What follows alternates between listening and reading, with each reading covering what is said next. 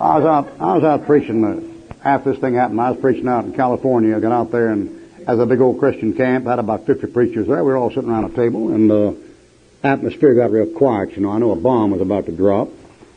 And right about then, the fellow across from me looks at me and says, do you think a divorced man should preach? And I said, now, Lord, give me something to answer this fool with, make it fair for me. What'd you say? And he said, do you think a divorced man should preach? And I said, well, look at it this way. I said, suppose you and your wife don't get along. And his wife was sitting right next to him, and when I said that, she dropped her head. And he turned beet red. I mean, you never know when the Lord gives it to you, you know.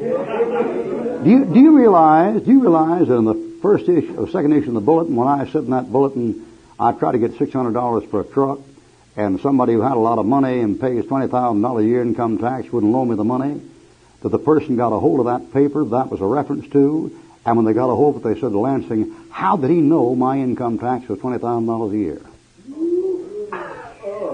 Why, I had no idea it was that. I just prayed before I wrote the article.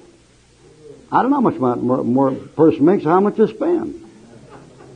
I just put 20,000. That's what it was. You never can tell, you know, when you get praying.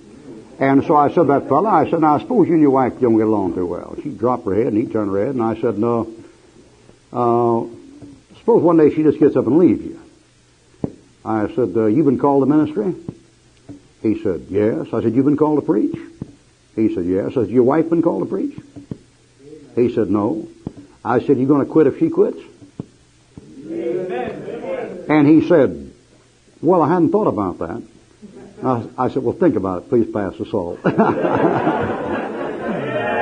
All right.